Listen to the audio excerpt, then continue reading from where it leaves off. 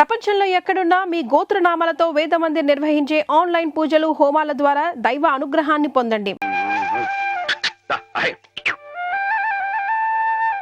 హేమా, పెద్ద ముత్తైదువుల ఆ చీరేమిటి? పాల కోసం ఆ బిందెమిటి? ఏమైంది నీకు ఇవాళ?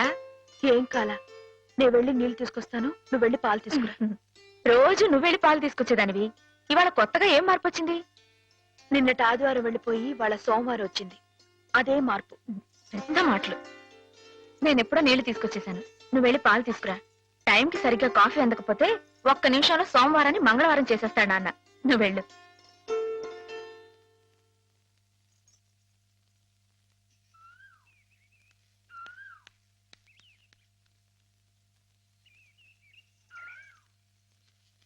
రండి రండి.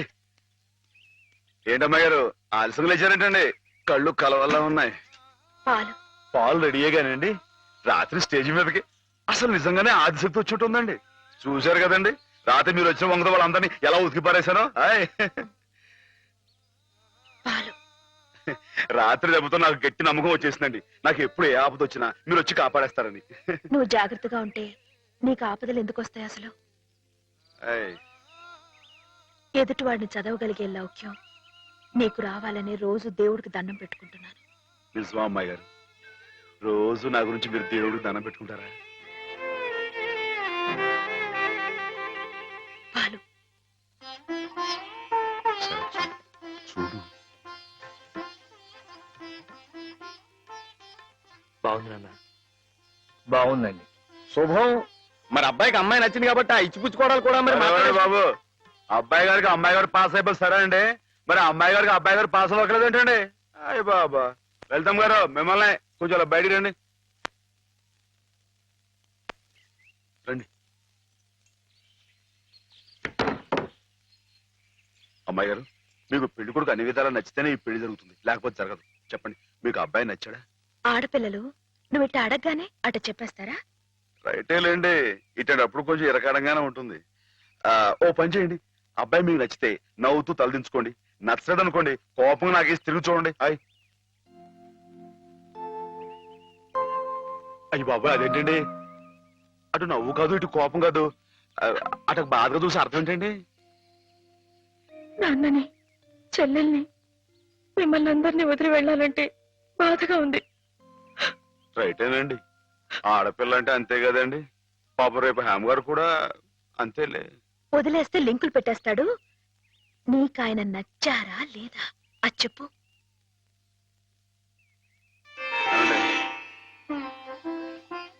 పాస్ అయిపోయినట్టే. మా అమ్మాయి గారికి అబ్బాయి గారు పాస్ అయిపోయారండి. ఇక పెళ్లి ఏర్పాటు చేసేసుకోండి. శుభం. అయితే కట్న కానుకల విషయాలు కూడా మరి ఏమండో, మేమే బంగారం లాంటి ఆడపిల్లలు ఇస్తుంటే ఇంకా ఎదురడుగుతారండి బాబు. నువ్వు ఊరుకో. సంతలో పశువుని పెట్టి బేరం ఆడినట్టు నన్ను మధ్యలో పెట్టి బేరం ఆడడం నాకు సుతరాం ఇష్టం లేదు. నేను అలా బయట నుంచి ఉంటాను, మీరు మాట్లాడుకోండి. మా వాడు చిన్నప్పటి నుంచి అంతేలేండి.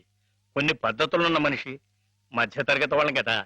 తప్పని తెలిసినా కొన్ని బాధ్యతలను నెరవేర్చడానికి కొన్ని పనులు చేయక తప్పదు. మరి ఏమంటారు బావగారు? అవన్నీ ఎందుకండి, ఆ పుచ్చుకునేది ఏదో ఒక ముక్క మా మనసులో వేయండి. ఒక 50,000 అయితే సబబుగా ఉంటుందంటారు. సరే బావగారు, మీ సంబంధం మాకు నచ్చిందండి. త్వరలోనే ముహూర్తాలు పెట్టుకుందాం. వస్తామండి.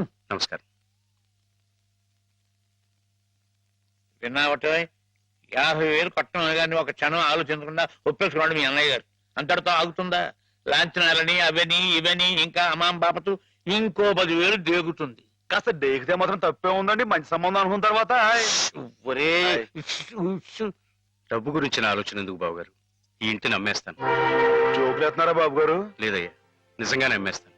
తాతల నాటి ఆస్తి ఈ ఇంటిని అమ్మేస్తారా? అవును బాబుగారు, నాకు కుర్రాడు నచ్చాడు, అతని క్రమశిక్షణ నచ్చింది. ఈ రోజు లెక్కల ప్రకారం వాళ్ళు ఏమీ ఆకాశంలో లేరమ్మా. చాలా సబబుగానే అడిగారు. అయినా రేపు మీరు మాత్రం అడగరా? మీరు అడగకపోయినా నా బాధ్యతగా నేను ఇవ్వద్దా చెప్పండి? అందుకే ఇంటిని అమ్మేసేయాలనే నిశ్చయానికి వచ్చాను. మీ ఎరుకలో ఏదైనా మంచి బేరం ఉంటే చూడండి బాబుగారు. కాస్త ఇంటిని శ్రద్ధగా చూసుకునే మనుషులను చూడండి.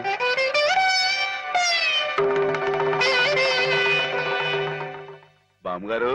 ఎవరు? మాధవ. హాయ్. రా బాబు కూర్చో. మా వెధవా ఇంట్లో లేడు. నేను మీతోనే పని నుండి వచ్చానండి. నా కోసమా? ఏమిటి బాబు?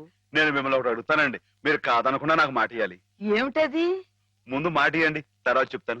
సరే, మాట ఇస్తున్నాను. ఏమిటో చెప్పు. ఇదిగోండి, ఈ డబ్బు తీసుకోండి. డబ్బా? ఆయ్, ఎందుకు? ఇది మీ డబ్బుగా బాబు గారికి మీరు ఇవ్వాలి. నా డబ్బుగా బాబు గారికి ఇవ్వాలా? ఆయ్, ఎందుకని?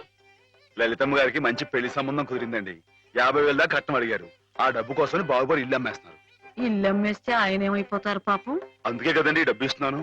నాకు ఎప్పటి నుంచోనండి బాబు గారి పుస్తకాలు వచ్చేయించాలన్న చిన్న ఆలోచన ఉందండి. ఆ కోరిక ఉపయోగించుకుని ఈ డబ్బు బజార్ కింద ఇచ్చామనుకోండి, ఆ పెళ్లి ఖర్చుకి ఉపయోగపడుతుంది, ఆ ఇల్లు నిలుస్తుందండి. అవును, ఇంత డబ్బు ఎక్కడిది నీకు? అప్పు చేశావా? నాకు ఆవులున్నాయి కదండి, అందులో కొన్ని అమ్మేశానండి. మిగతావేమో బేరం పెట్టాను. ఇలా అన్ని అమ్మేసుకుంటే నువ్వేం తిందామని? మరెవరే, మీరంతా లేరేంటండి? మీ ఇంటికి వస్తే ఓ ముద్ద పెట్టరా? నాకు ఈ సాయం చేసి పెడతారు కదండి. మారేడు దళం శివుని పాదాలు తాకాలంటే ఏ చేతులు కాదంటాయి? ఎంత దొడ్డ మనసురా నాయనా నీది. ఏమిటి బామ్మగారు, నా కావ్యాలను మీరు అచ్చువేస్తారా? అది కాదు బాబు గారు, మా వారు బోలెడు హైవేస్ నాకు వదిలి వెళ్ళిపోయారు. అనుభవించడానికి నేను నా మనవడు మిగిలాం. ఆ డబ్బు ఇలాంటి పుణ్యకార్యాలకు ఉపయోగిస్తే నా జన్మ తరిస్తుందనిపించింది. బామ్మగారు ఏంటండి పొద్దునే జన్మలు అయ్యి అంటున్నారు? నాన్నగారు పుస్తకాలన్నీ బామ్మగారు అచ్చు వేయిస్తారట మాధవ. అయ్యో బాబోయ్, ఎంత శుభవార్తనానండి. అనండి బాబు గారు, ఇక రామాయణం మహాభారతం పక్కన పేటేసో కూర్చుంటాయి మీ పుస్తకాలు. ఆయ్, కానీ నా పుస్తకాల మీద మీకు రాబడి పెద్దగా ఉండకపోవచ్చు బామ్మగారు. మాకు పైసా రాబడి రాకపోయినా పర్వాలేదు బాబు గారు. ఒక మహాకవి రాసిన అపురూప గ్రంథాలు వెలుగు చూడాలి. మీరేమిటో, మీ కళానికున్న శక్తి ఏమిటో 10 మందికి తెలియాలి. ఏం మాధవా? లక్ష విలువ చేసే మాట అన్నారండి. ఆ మాటతో పాటే భజానగా ఇంత ఇప్పించేస్తే ఈ విషయం పాస్ అయిపోద్దండి. ఆయ్, మాధవ, బేరాలు ఆడడానికి భజనాలు పుచ్చుకోవడానికి ఇది నువ్వు పశువుల సంతకెళ్ళి చేసే పశువుల బేరం అనుకున్నావుటయ్యా? ఇటువంటివి నచ్చవు నాకు. రైటే బాబు, ఇప్పుడు ఆవులు గేదెల మధ్య గడిపేవాడిని. అంతవరకు ఆలోచించాను, తప్పే. మాధవేం తప్పుగా అనలేదు బాబు గారు. మీకు ఎంతో కొంత ఇవ్వటం మా బాధ్యత, ధర్మం. ప్రస్తుతానికి 50,000 అట్టి పెట్టండి. ఇప్పుడు ఎందుకు బామ్మగారు? రేపు పుస్తకాలన్నీ వచ్చైన తర్వాత ఏకమొత్తంగా ఇద్దరు గాని. ఉంచండి బాబు గారు. పెద్దమ్మాయి గారి పెళ్ళని కూడా అనుకుంటున్నారట కదా, దేనికైనా అక్కడికి వస్తుంది. బామ్మగారు మాట కాదనకండి బాబు, ఉంచండి. మన అవసరం పాస్ అయిపోతుంది, ఇచ్చేయండి.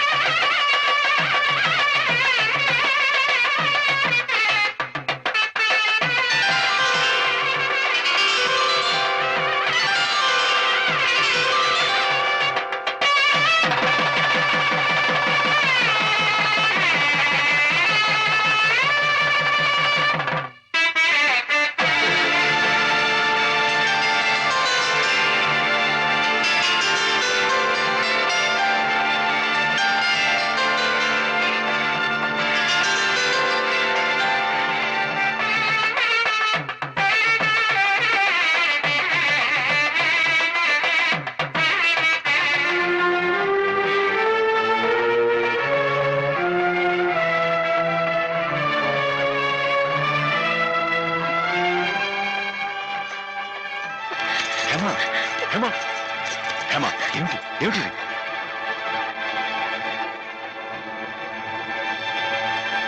ఏంటండి అమ్మాయి గారు, ఏమైందండి? ఏం లేదు.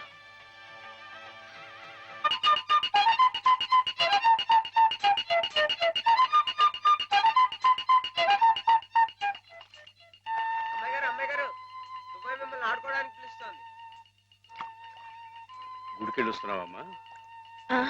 పుట్టినరోజు కదా అని. కన్నెపిల్ల జరుపుకునే ఒక్కొక్క పుట్టినరోజు కన్నవాళ్లకు ఒక్కో హెచ్చరికమ్మ. కళ్యాణ ఘడి సమీపిస్తోంది సుమా అనే ఓ అందమైన హెచ్చరిక. కూర్చోండి నాన్న. ఎందుకమ్మా? కూర్చోండి. లేమ్మా, లే. ఈ పుట్టినింటి మారాణి మెట్టినింటి మహారాణి పిల్లపాపలతో సుఖ సంతోషాలతో వర్ధిల్లాలమ్మా. అన్నట్టు మీ అక్కయ్య నీకు ఉత్తరం రాసిందమ్మా. ఆహా, ఏం రాసింది నాన్న? నీకు పుట్టినరోజు శుభాకాంక్షలు పంపింది. నువ్వు కూడా దానికి వెంటనే శుభాకాంక్షలు అందజేయాల్సుమా. దేనికి? మీ అక్కయ్య నన్ను తాతం చేయబోతోందమ్మా. నిజంగా? మా నాన్న తాత అయిపోతున్నాడు. బామ్మగారు వచ్చారేమో, ఒకసారి వాళ్ళ ఇంటికి వెళ్ళి చూసొస్తానమ్మా. ఏయ్, పోరా, జరగదు చూడకూడదు. ఇదిగో ఉత్తరం ఉత్తరం. ఇటు ఇవ్వు. పో. అమ్మాయి గారు, అమ్మాయి గారు, అమ్మాయి గారు, అమ్మాయి గారు, ఈవేళ పిఠాపురంలో ఆవులు పోటీ కదండి. నేను గంగ దివసం బయలుదేరుతున్నానండి. మా చంటిగాడు నేను లేని కదా అని తలా ఇస్తారేమో, మీరు కాస్త దగ్గర నుంచి చూసుకోండి. ఇప్పుడే బయలుదేరుతున్నావా? మరి సాయంకాలం కదండి పోటీ. పోనీ మధ్యాహ్నం వెళ్ళకూడదా? మధ్యాహ్నం బయలుదేరితే టైం ఏమి మిగులుద్దండి. ఆవు కాస్త అలుపు తీర్చుకోవాలన్నా, ఈ సర్దుకోవాలన్నా ఇప్పుడు వెళ్ళడం రైట్ అండి. సరే, నీ ఇష్టం. ఉంటానండి. అదేమిటి? ఇంతకీ కావాల్సిన ఆవిడ మర్చిపోయానండి. ఈ ఏడాది కూడా బహుమతి నాకే పాస్ అయిపోవాలని కోరుకున్నారు కదండి. నువ్వు అడిగితే కదా. అయ్య బాబు, అడగాలండి. కోరుకోండి బాబు. సరే, నీదే. చాలండి.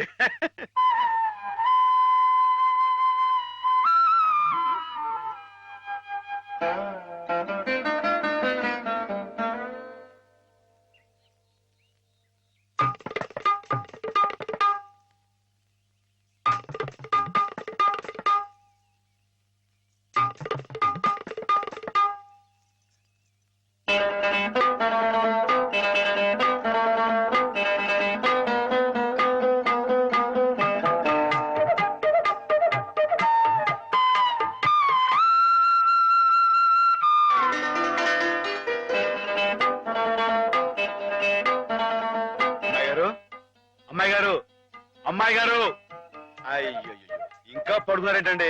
ఈవేళ మీ పుట్టినరోజు. లేవండి. అబ్బా, లేవండి. రండి. కూర్చోండి. ఇదిగోండి, ఈ ఎన్నపూస ఒంటికి రాసుకుని, ఈ మేగడతో మొహం రుద్దుకుని, ఈ పాలతో తలారా స్నానం చేయండి. పాలతో స్నానం చేయడానికి నేనేం దేవతనా? కాకపోవడం ఏంటండి, అంతకన్నా ఎక్కువేనండి. రానంటే చంపేస్తామని వచ్చాను కానీ లేకపోతే వాళ్ళు వచ్చేవాడు కదా బాబు. ఏం పాపం? అంతర్వేది వెళ్లాల్సింది. ఎందుకో? మా ఆవిడ సముద్ర స్నానం చేద్దాం రమ్మంది. ఏమిటి విశేషం? ఇవాళ కార్తీక పౌర్ణమయ్యా బాబు. అందుకే కాబోలు అమ్మాయి గారు మధ్యాహ్నం వెళ్ళకూడదా అన్నారు. బండలకు తిప్పు. దేనికి? ఈ ఏళ అమ్మాయి గారు పుట్టినరోజే బాబు. కళ్ళు ఆపరేషన్ చేసి బాగు చేశాడు. అలాగా? అందుకే 4 రోజులు ఆలస్యమైంది. నాన్నగారు మీరు ఎప్పుడొస్తారా అని ఎదురు చూస్తున్నారు. దేనికి? పెద్ద మనసుతో మీరు పెళ్లి సమయానికి అందజేసిన డబ్బు ఆ శుభకార్యానికి ఎత్తు వచ్చినట్టుగా సరిపోయింది. అందుకుగాను మీకు ఎప్పుడూ రుణపడి ఉంటానండి. అంత మాట అనకండి బాబు గారు. నా పుస్తకాల మీద సర్వం సహా హక్కుల్ని మీకు ధారాదత్తం చేస్తున్నట్టు పత్రం రాయించాను. సాయంకాలం ఆ పత్రాన్ని పుస్తకాన్ని మీకు అందజేస్తాను. వద్దు బాబు గారు, అంతటి సన్మానానికి తగను నేను. ఆ కాగితంలో మాధవ్ పేరు రాయించి అతనికి ఇవ్వండి బాబు. మాధవ్ పేరా? అవును బాబు గారు, నేను మీ దగ్గర అబద్ధం ఆడాను. గంగలో మునిగిన కేదారనాథుణ్ణి చూస్తున్నా నేను తప్పు చేశాననే బాధ నన్ను తొలిచేసింది. నేను తమకిచ్చిన డబ్బు నాది కాదు. మాధవ ఆవులు నమ్మేసి డబ్బు తెచ్చి నాకిచ్చి తను ఇస్తున్నానంటే మీరు తీసుకోరనే భయంతో నేను ఇస్తున్నట్టు అబద్ధం ఆడించి మీకు ఇప్పించాడు. మాధవ? మన మాధవ?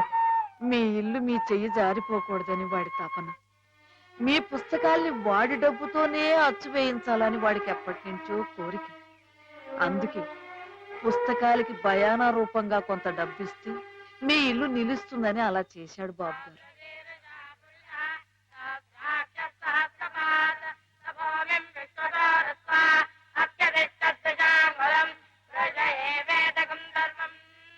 ఆవులు ఏమయ్యాయా అని అడిగితే ఆసుపత్రిలో చేర్పించానని అబద్ధం చెప్పాడు. ఇందుకేనన్నమాట. మన్ను తినలేదని ఆ రోజు గోపాలుడు చెప్పిన అబద్ధం పెంచిన తల్లిని పునీతురాల్ని చేయడానికైతే మమత నిండిన ఈ గోపాలుడు ఈనాడు చెప్పిన అబద్ధం పెంచిన పంచని 10 కాలాల పాటు చల్లగా నిలపడానికమ్మా. నన్ను యువతలి గట్టుకు చేర్చిన మహనీయుడు అవతలి గట్టునే ఆగిపోయాడమ్మా. ఒక్కసారి వాణ్ణి మాధవం తీసుకురాగలవా? అలాగే నాన్న.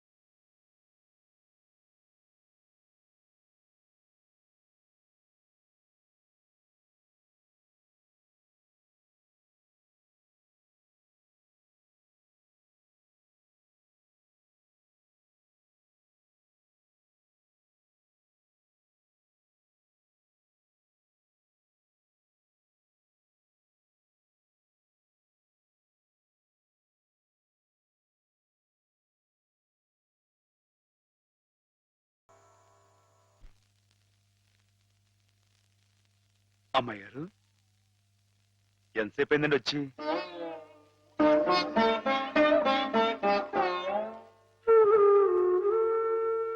ఏంటి అమ్మాయి గారు అలా కొత్తగా చూస్తున్నారేంటి? నువ్వు చాలా కొత్తగా కనిపిస్తున్నావు మాధవ. అయ్యే బట్టలు అదే పని అదే మొహం, నేను కొత్తగా ఊరుకోను అమ్మాయి గారు. నాన్నగారు నేను వెంటనే తీసుకురమ్మన్నారు. అలాగా పదండి.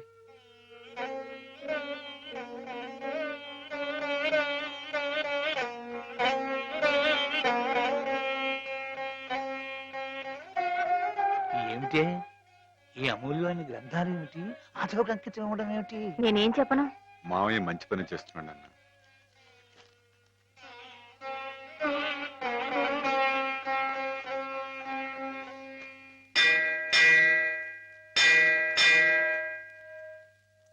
నాన్న